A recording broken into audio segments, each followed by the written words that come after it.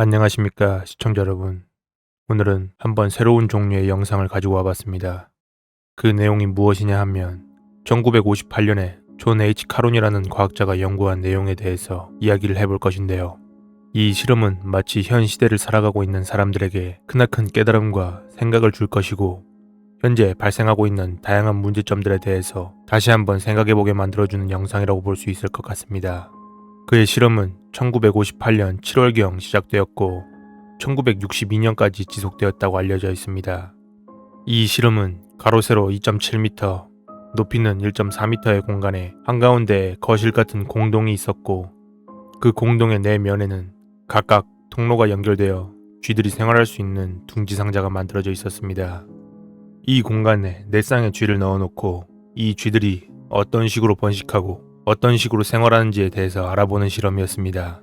이 공간은 쥐들에게 천국이라고 불릴 수 있을 정도로 쾌적한 환경이 만들어져 있었는데, 쥐들을 위협하는 물체나 생명체는 없었으며 물과 식량 또한 공급기를 통해서 지속적으로 공급되어지고 있었고, 온도 또한 쥐들이 살아가기에 완벽한 온도가 맞춰져 있었습니다. 그리고 쥐들에게 발생할 수 있는 병균 등을 예방하기 위해서 인간의 손을 통해서 쥐들의 천국은 주기적으로 청소되었습니다. 이러한 공간의 문제점이라고 한다면 오직 그 크기에 대한 문제점을 제외하곤 그 어떠한 문제점도 없었습니다. 이 공간에 있는 쥐들은 그저 먹고 자며 번식만 하면 되는, 정말 말 그대로 쥐들의 천국이라고 봐도 무방한 공간이었습니다. 카론 박사는 아마 쥐들이 3,800마리 정도까지는 아무 문제 없이 번식할 수 있을 거라고 예상했습니다. 이러한 쥐들의 천국은 영원한 번영만을 기록할 것처럼 보였지만, 아쉽게도 그들의 천국은 채 5년이 되기도 전에 멸망하고 맙니다.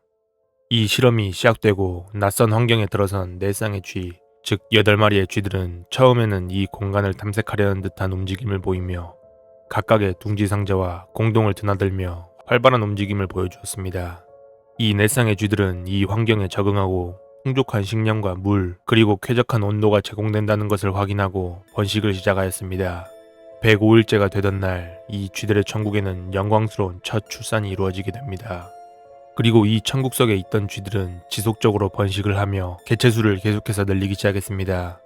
마치 그 천국을 모두 정복해버리겠다는 양 엄청난 속도로 번식하기 시작했고, 105일부터 315일까지 정말 엄청나다고 할 수 있을 정도의 속도로 쥐들은 번식하고 출산했으며, 그 수는 55일마다 2배로 증가하는 경이로운 기록을 하게 됩니다. 이러한 어마무시한 번식 행위에 315일째가 되던 날, 쥐들의 천국 속에 있던 쥐들의 수는 무려 620마리에 달하게 됩니다. 첫날 오직 8마리의 쥐들이 방생되었던 것에 비해 엄청난 수라고 할 수 있을 것 같습니다. 그 어떠한 스트레스도 없이 오직 번식만을 위한 행위를 했던 쥐들은 315일이 넘어가던 날부터 출산율이 점차 하락하게 됩니다. 어째서인진 모르겠지만 카룬 박사는 이 시점부터 쥐들의 생활에 뭔가 문제가 생기기 시작했다는 것을 깨달았습니다. 출산율은 점차 하락하여 55일마다 2배의 수가 되었던 쥐들이 이젠 그 수가 145일마다 2배가 될 정도로 출산율이 저조해졌고, 쥐들의 사회구조에 문제가 생겼으며 사회 붕괴의 행동을 시작했습니다.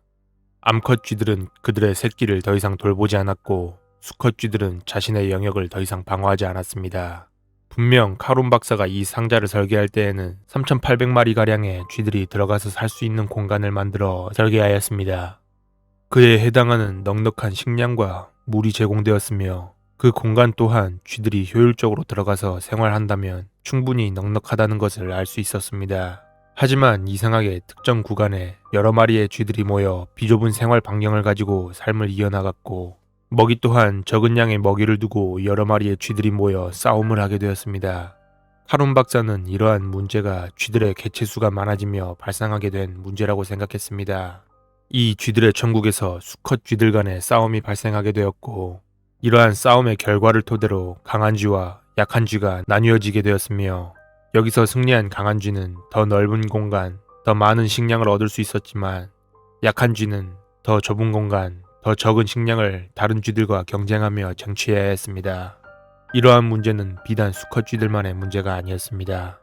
이러한 수컷 쥐들과 생활을 하는 암컷 쥐들은 자신이 선택한 수컷 쥐가 싸움에서 패배하게 된다면 덩달아 암컷 쥐 또한 열악한 환경에서 생활해야 했습니다.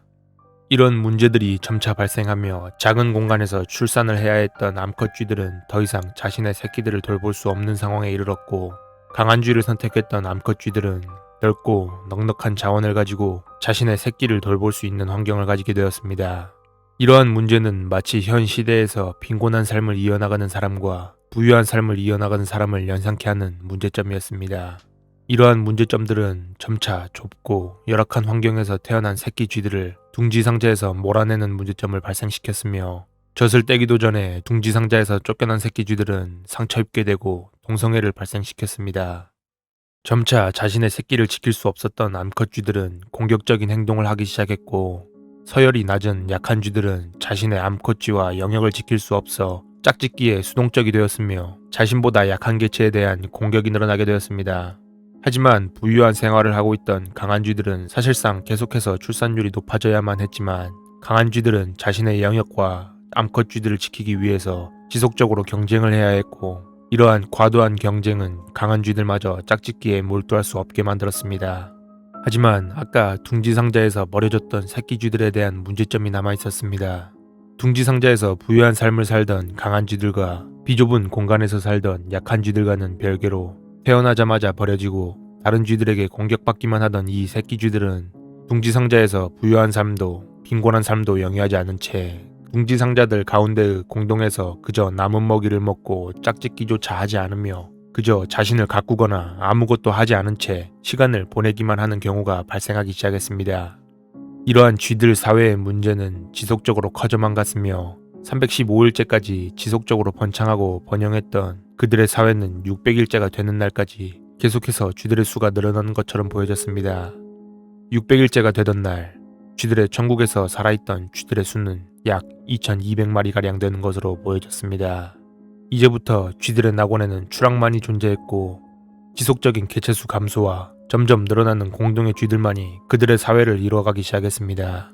이러한 공동의 쥐들은 점차 많은 것을 포기하며 그저 시간을 보내기만 하는 세대가 되어갔고, 경쟁을 통해서 뭔가를 얻기보단 그저 남는 것을 취하거나 남는 것이 없다면 그마저도 취하지 않는 모습을 보여주었습니다. 강한 쥐들은 자신의 것을 지키기 위해 짝짓기를 하지 못했고, 약한 쥐들은 짝짓기를 하더라도 그 새끼를 제대로 키울 여건이 되지 않아 자신의 새끼들을 공동에 버렸습니다. 공동에 버려진 쥐들은 어린 나이부터 동성애와 공격을 받아 점차 사회적인 행동을 하지 못하는 쥐들로 바뀌어만 갔고, 쥐들의 천국엔 점차 짝짓기를 하지 않는 쥐들과 짝짓기를 하지만 이미 늙어버린 쥐들만이 가득해지게 되었습니다.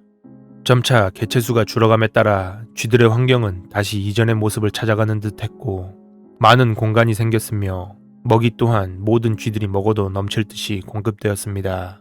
하지만 짝짓기를 시도하는 쥐들은 계속해서 줄어들고 그저 모든 것을 포기한 쥐들만이 쥐들의 천국에 남아 더 이상 짝짓기를 시도하는 쥐들은 남지 않게 되었습니다. 그 모든 것을 포기한 쥐들은 그저 먹고 마시고 잠을 자고 몸단장을 하였으며 그들의 털가죽은 아주 매끄럽고 건강했습니다. 이 쥐들은 전혀 경쟁을 하지도 않았고 싸움도 하지 않았으며 그저 하루의 대부분을 자신의 털을 관리하는 데 시간을 허비했습니다. 이러한 아름다운 쥐들 또한 점차 늙어갔으며 이 쥐들의 천국은 결국 1800일째가 되는 날에 임종을 맞이하였습니다. 이렇게 쥐들의 천국을 떠올리게 했던 실험은 결국 쥐들의 지옥과도 같은 현상을 보여주며 끝이 나게 되었고, 5년 동안 지속되었던 그 실험은 결국 우리 인간들에게 마치 머리를 망치로 때리는 듯한 충격을 전해주는 결과를 보여주었습니다. 이 실험은 마치 인간의 현 사회를 보여주는 듯한 모습을 보였습니다. 현재 전 세계적으로 많은 동성애와 젠더 이슈가 발생하고 그에 따른 문제점들이 발생하고 있으며 점차 폭력적인 사건들의 빈도수가 높아지고 있고, 사람들은 생활에 필요한 최소한의 행동을 제외한 행동들을 포기하고 있습니다.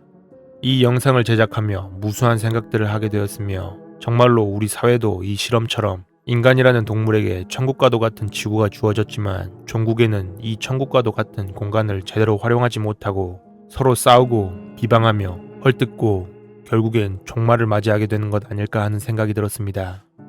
인간의 종말은 과연 전쟁일까요?